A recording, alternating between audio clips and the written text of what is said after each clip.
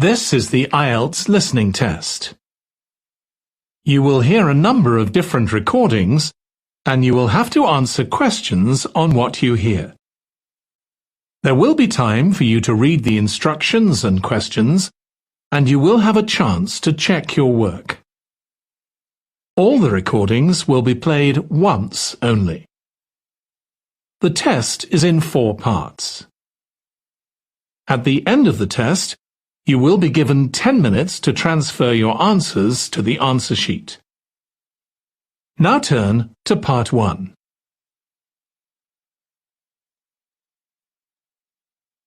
Part 1. You will hear a woman calling a tourist information office to ask about a festival. First, you have some time to look at questions 1 to 4.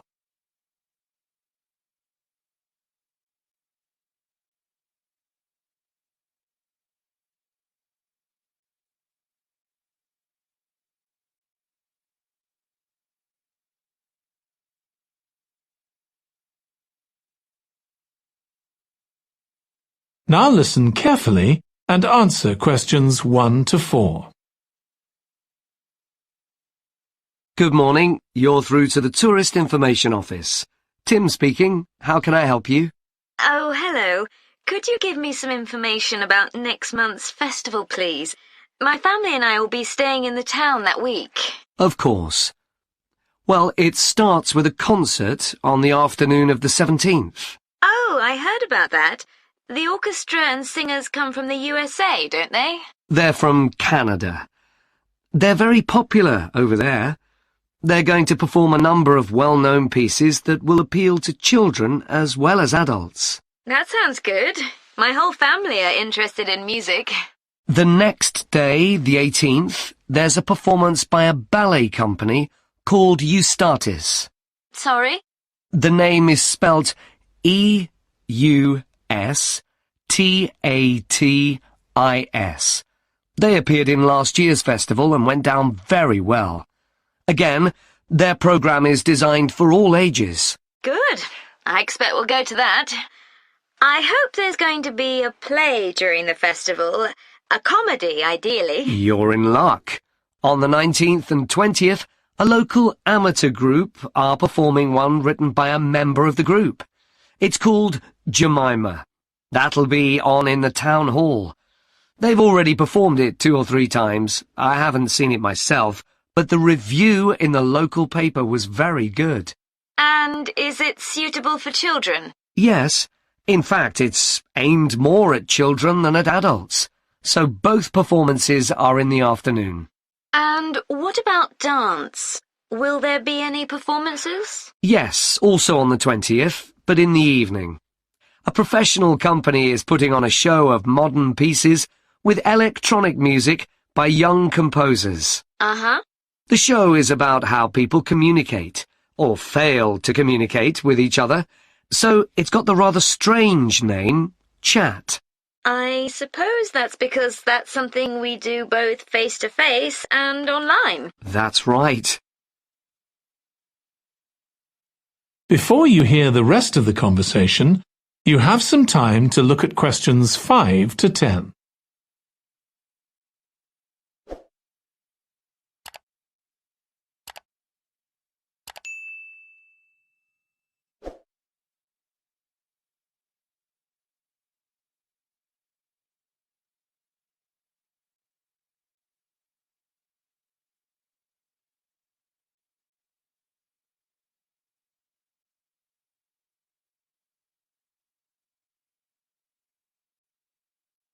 Now listen and answer questions 5 to 10.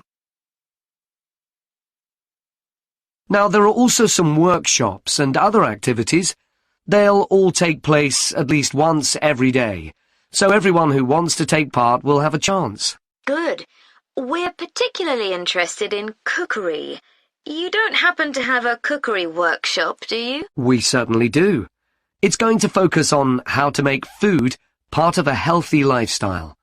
And it'll show that even sweet things like cakes can contain much less sugar than they usually do. That might be worth going to. We're trying to encourage our children to cook. Another workshop is just for children, and that's on creating posters to reflect the history of the town.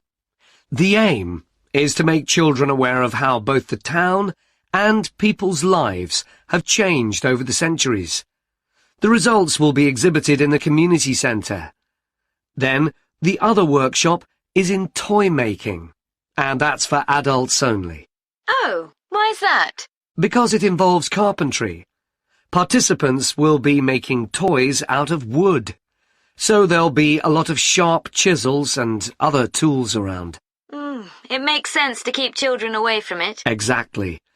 Now, let me tell you about some of the outdoor activities. There'll be supervised wild swimming. Wild swimming? What's that? It just means swimming in natural waters, rather than a swimming pool. Oh, okay. In a lake, for instance. Yes. There's a beautiful one just outside the town, and that'll be the venue for the swimming. There'll be lifeguards on duty, so it's suitable for all ages. And finally, there'll be a walk in some nearby woods every day. The leader is an expert on insects. He'll show some that live in the woods and how important they are for the environment. So there are going to be all sorts of different things to do during the festival. There certainly are. If you'd like to read about how the preparations for the festival are going, the festival organizer is keeping a blog. Just search online for the festival website, and you'll find it. Well, thank you very much for all the information. You're welcome. Goodbye. Goodbye. That is the end of part 1. You now have 1 minute to check your answers to part 1.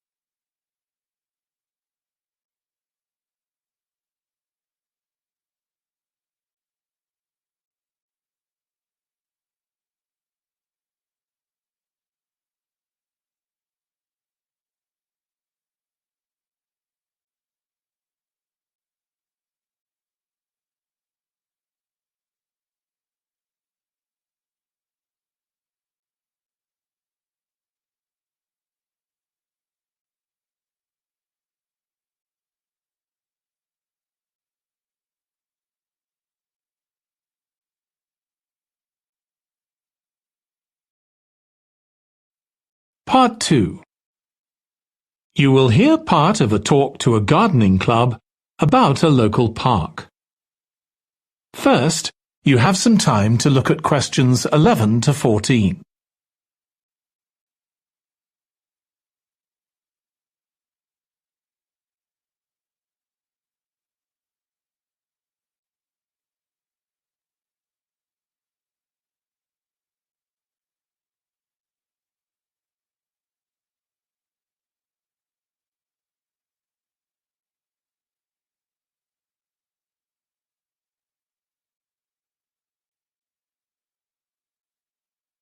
Now listen carefully and answer questions 11 to 14. I'm very pleased to welcome this evening's guest speaker, Mark Logan, who's going to tell us about the recent transformation of Minster Park. Over to you, Mark. Thank you. I'm sure you're all familiar with Minster Park. It's been a feature of the city for well over a century, and has been the responsibility of the City Council for most of that time. What perhaps isn't so well known is the origin of the park. Unlike many public parks that started in private ownership, as the garden of a large house, for instance, Minster was some wasteland, which people living nearby started planting with flowers in 1892. It was unclear who actually owned the land, and this wasn't settled until 20 years later, when the council took possession of it. You may have noticed the statue near one of the entrances. It's of Diane Gosforth, who played a key role in the history of the park. Once the council had become the legal owner, it planned to sell the land for housing. Many local people wanted it to remain a place that everyone could go to enjoy the fresh air and natural environment. Remember, the park is in a densely populated residential area. Diane Gosforth was one of those people, and she organised petitions and demonstrations, which eventually made the council change its mind about the future of the land. Soon after this, the First World War broke out in 1914, and most of the park was dug up and planted with vegetables, which were sold locally. At one stage, the army considered taking it over for troop exercises, and got as far as contacting the city council, then decided the park was too small to be of use. There were occasional public meetings during the war, in an area that had been retained as grass. After the war, the park was turned back more or less to how it had been before 1914, and continued almost unchanged until recently. Plans for transforming it were drawn up at various times, most recently in 2013, though they were revised in 2015 before any work had started. The changes finally got going in 2016 and were finished on schedule last year. Before you hear the rest of the talk, you have some time to look at questions 15 to 20.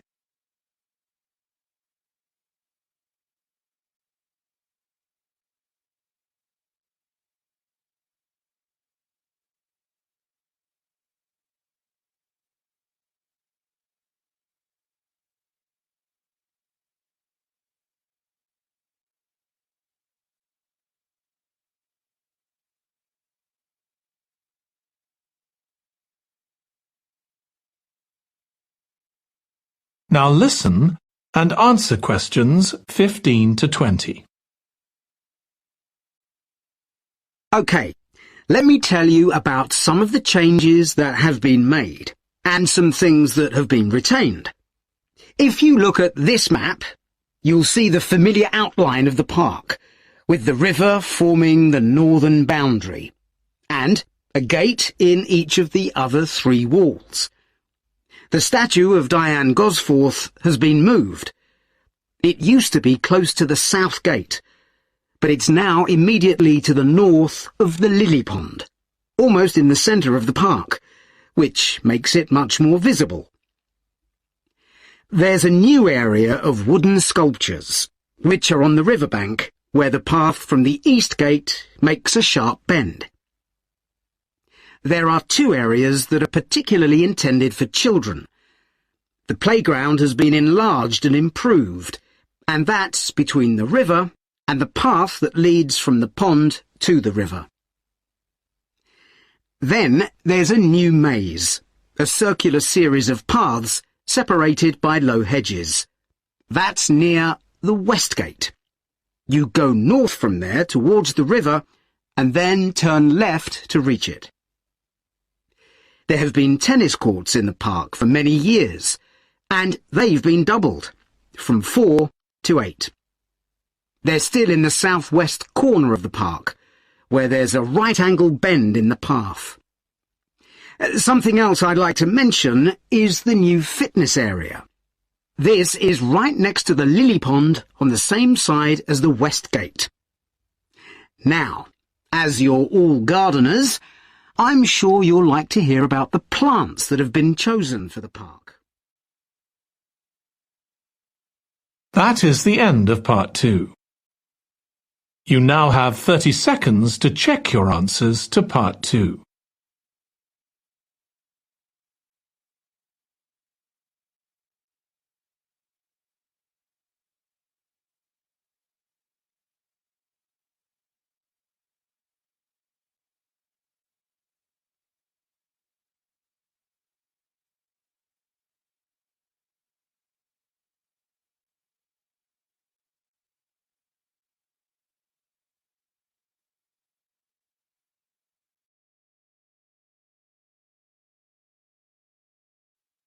Part 3. You will hear two students of English called Kathy and Graham planning a display on 19th century British life and literature for a university event. First, you have some time to look at questions 21 to 24.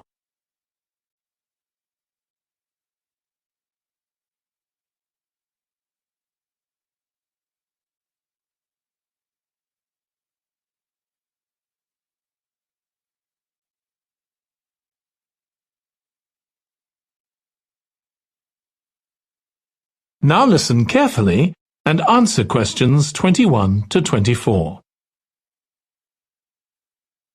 OK, Graham, so let's check we both know what we're supposed to be doing. OK.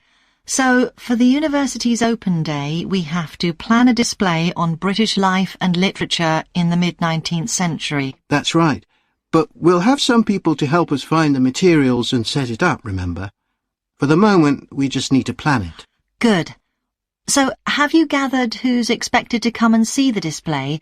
Is it for the people studying English or students from other departments? I'm not clear about it. Nor me.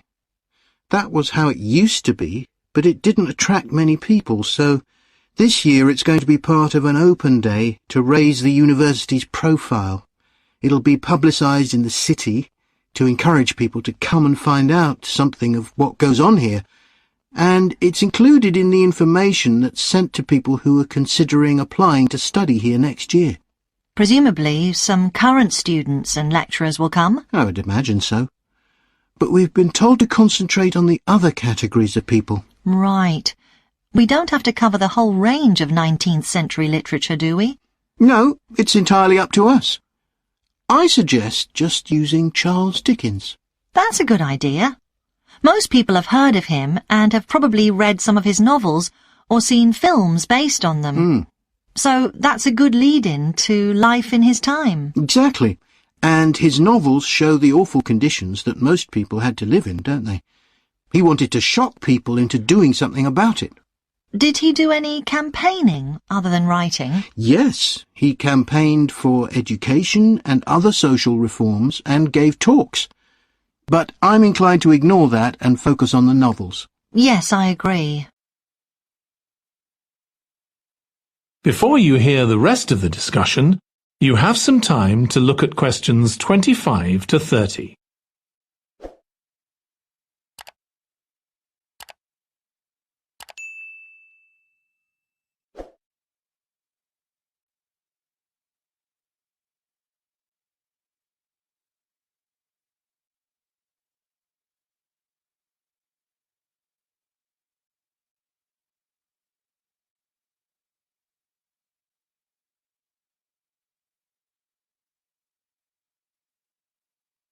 Now listen and answer questions 25 to 30. OK, so now shall we think about a topic linked to each novel? Yes, I've printed out a list of Dickens's novels in the order they were published, in the hope you'd agree to focus on him. You're lucky I did agree. Let's have a look. OK, the first was The Pickwick Papers, published in 1836. It was very successful when it came out, wasn't it? And was adapted for the theatre straight away. There's an interesting point, though, that there's a character who keeps falling asleep, and that medical condition was named after the book, Pickwickian syndrome. Oh, so why don't we use that as the topic and include some quotations from the novel? Right. Next is Oliver Twist. Mm-hmm. There's a lot in the novel about poverty, but maybe something less obvious. Well, Oliver is taught how to steal, isn't he?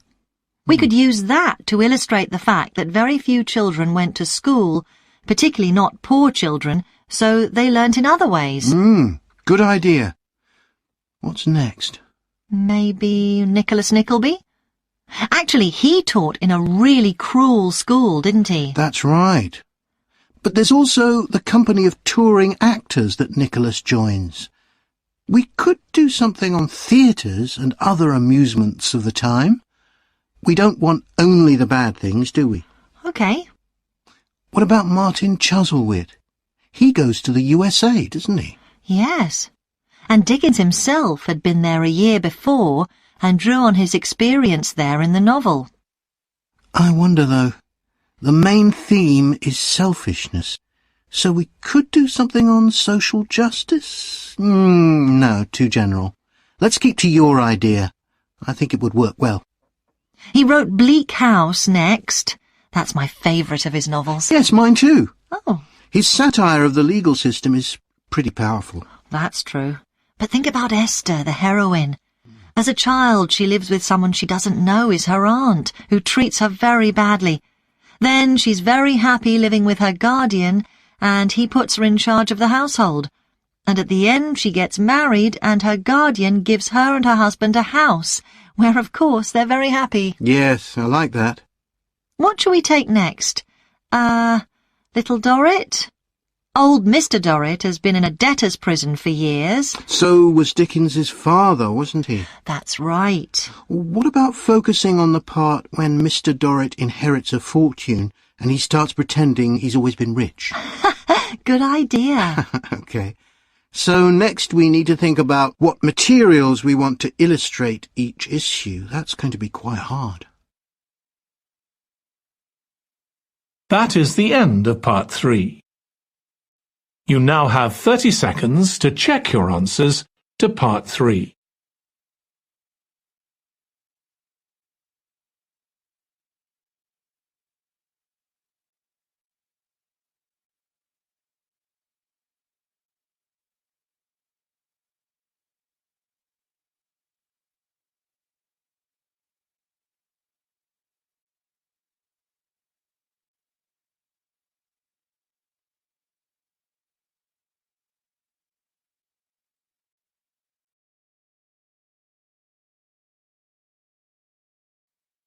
Part 4. You will hear part of a presentation about an agricultural program in the country of Mozambique. First, you have some time to look at questions 31 to 40.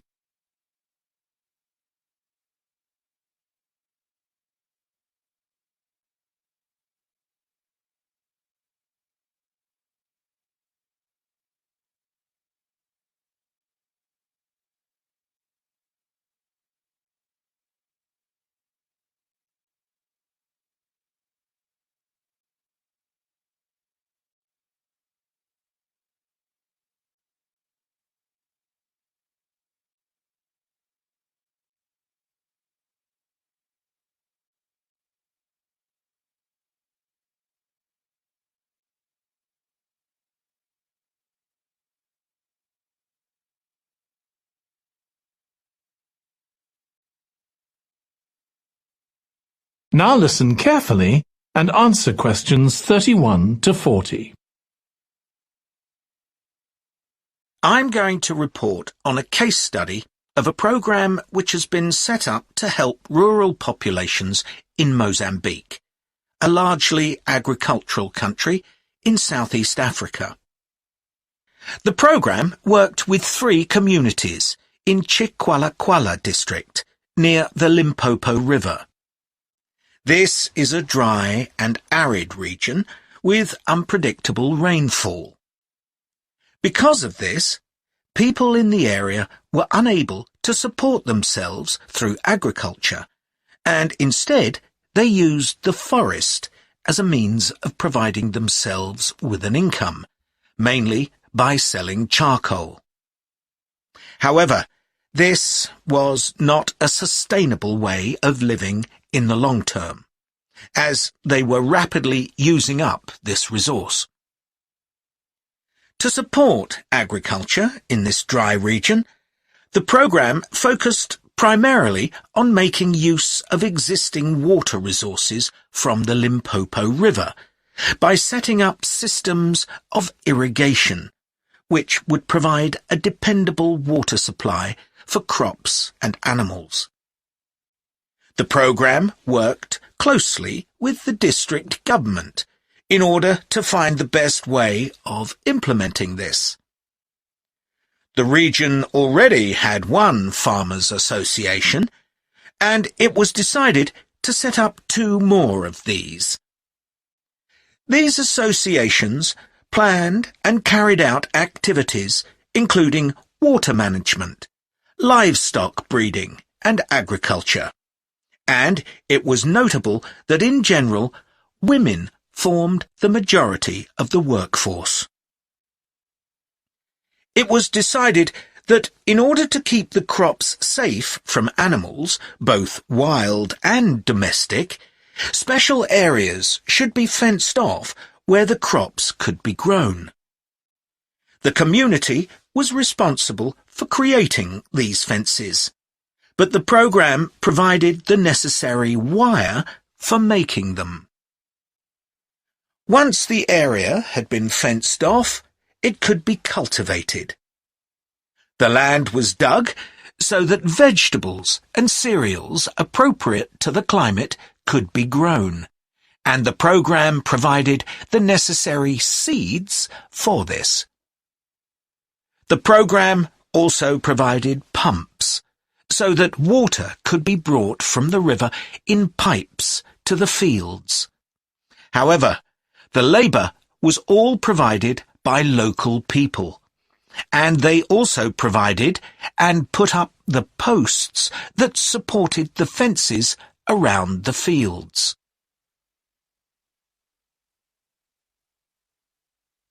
Once the programme had been set up, its development was monitored carefully. The farmers were able to grow enough produce not just for their own needs, but also to sell. However, getting the produce to places where it could be marketed was sometimes a problem, as the farmers did not have access to transport, and this resulted in large amounts of produce, especially vegetables, being spoiled. This problem was discussed with the farmers' associations, and it was decided that in order to prevent food from being spoiled, the farmers needed to learn techniques for its preservation. There was also an additional initiative that had not been originally planned, but which became a central feature of the programme. This was when farmers started to dig holes for tanks in the fenced-off areas, and to fill these with water and use them for breeding fish, an important source of protein. After a time, another suggestion was made by local people which hadn't been part of the programme's original proposal, but which was also adopted later on. They decided to try setting up colonies of bees, which would provide honey both for their own consumption and to sell. So, what lessons can be learned from this programme? First of all, it tells us that in dry, arid regions, if there is access to a reliable source of water, there is great potential for the development of agriculture. In Chiqualaquala, there was a marked improvement in agricultural production, which improved food security and benefited local people by providing them with both food and income. However, it's important to set realistic timelines for each phase of the programme, especially for its design, as mistakes made at this stage may be hard to correct later on. The programme demonstrates that sustainable development is possible in areas where there is... That is the end of part 4. You now have 1 minute to check your answers to part 4.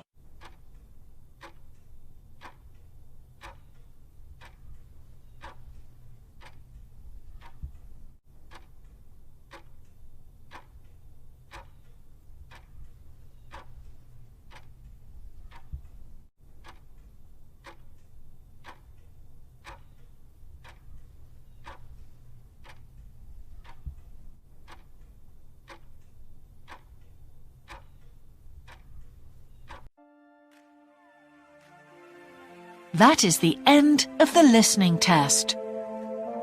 In the IELTS test, you would now have 10 minutes to transfer your answers to the answer sheet.